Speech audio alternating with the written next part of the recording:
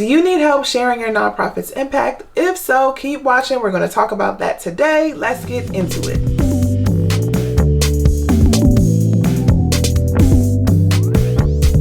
Hey there, this is Tiffany with Boss and a Budget. So I help people start their nonprofits and raise money for their nonprofits.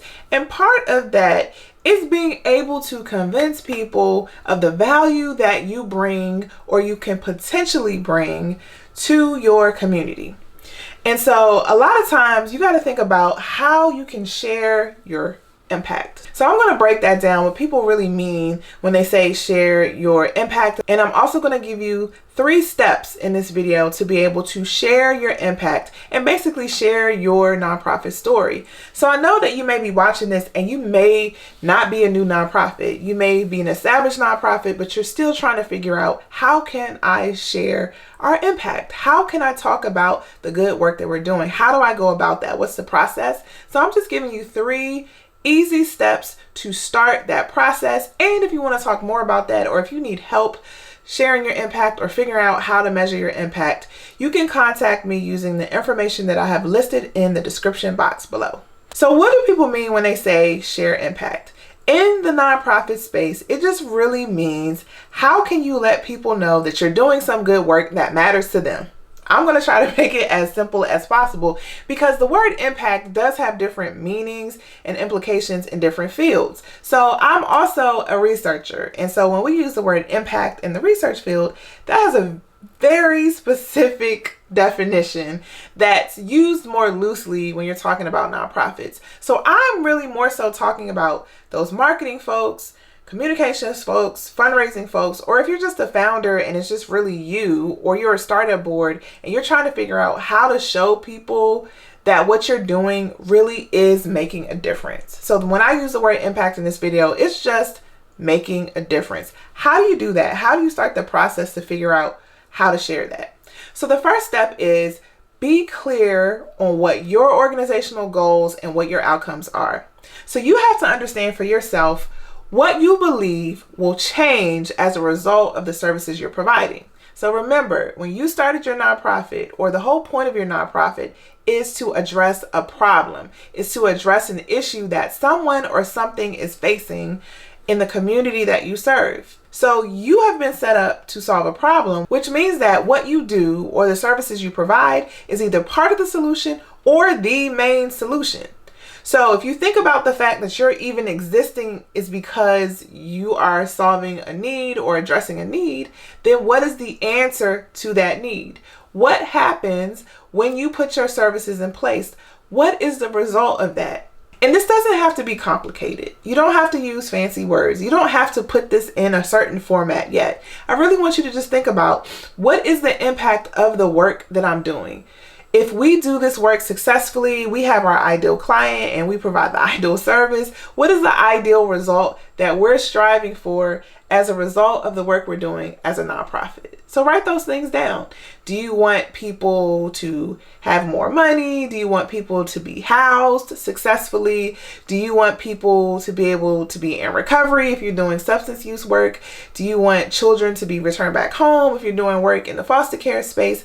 What are the good results? What are the results that you're aiming for your program? So you want to make sure in all the programs that you have that you're clear on what the outcomes are for the clients that you serve.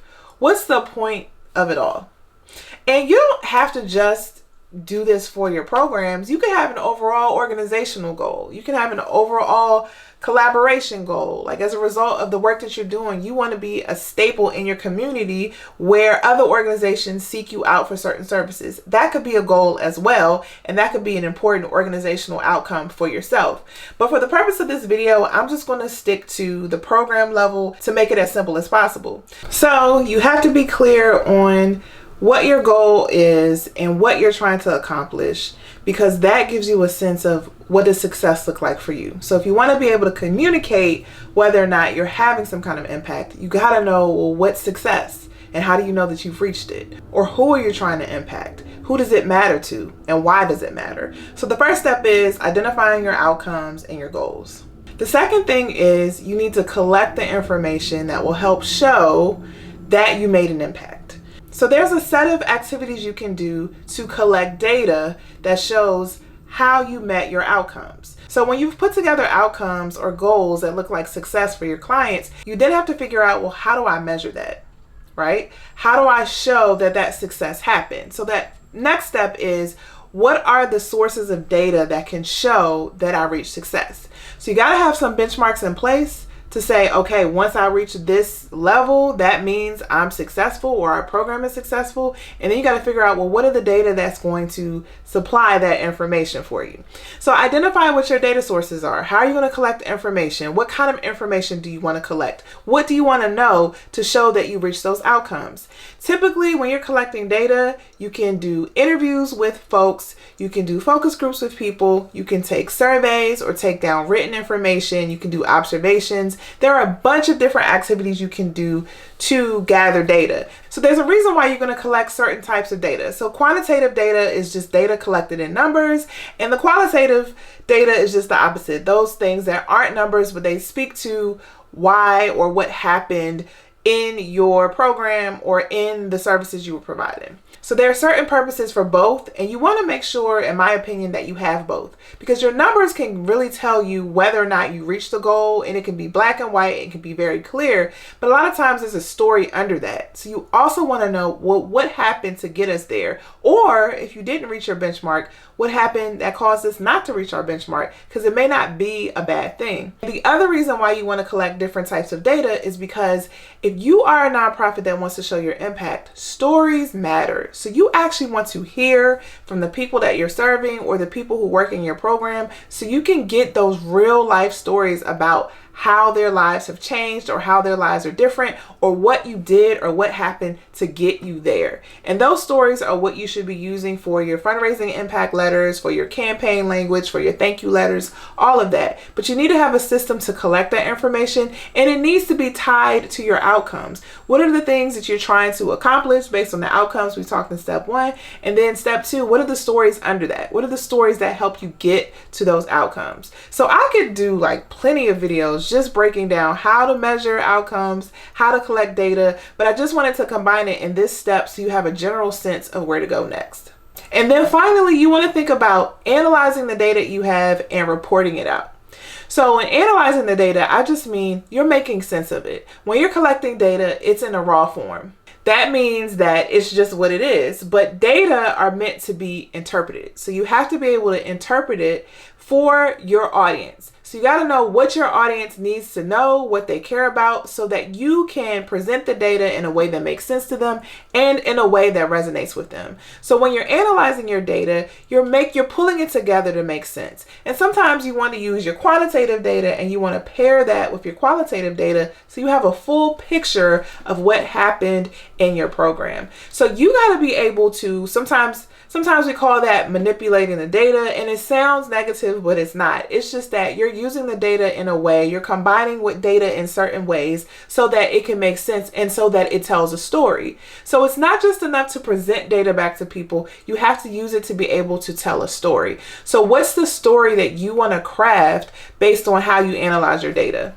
As an example, maybe you have 10 people in a program and 9 of those people achieved a certification, right? That's the goal of your program, so that every young person achieves some kind of certification related to workforce. So 9 people reached that certification, but you may talk to them and say, as a result of the certification, they were able to get this job, or as a result, they were able to keep their family together, or they were able to have the money they needed to get a car, which enabled them to get a better job, right? And so you still have good information from 9 out of 10 people getting that certification, but by getting the qualitative information and understanding what it meant, it also brings color, it brings flavor into what you're reporting back to your funders or to your donors or whoever needs that information. So when you're analyzing the data, you're putting it together and you're crafting it into a story so that it makes sense. And when you report that data out, you want to report it in a way that's responsible, that's true,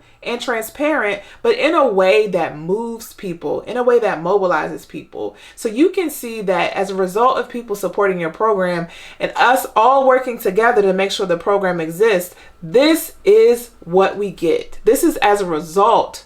This is a result of the great work we've all done together. And that's the point. You want to be clear on the great work, what that is. And then when you report it back to people, it's supposed to move them. It's supposed to motivate them to act. So you want to think about when you're reporting out your data, what's the goal of it? What's the point of you reporting that data? What do you want people to do? How do you want to use that information? So this was a really, really simplistic way of me talking about data. I could go on and on about this, but hopefully these 3 simple steps of identifying your outcomes, learning how to measure and collecting your data, and then analyzing and reporting it will give you a sense of the 3 big chunks you need to do when you want to start sharing your impact as a nonprofit. And I encourage every nonprofit, whether you're new and small or whether you're way established, to have a system in place where you're always collecting data, always analyzing, reporting that data back, so you have a sense of the work that you're doing. If you need help starting a nonprofit or managing your new nonprofit, make sure you visit me at bossonabudget.com. Or if you need to talk more about how to measure impact for your program, you can visit me using the contact information below in the description box. Thank you so much for watching, and I'll see you in the next video.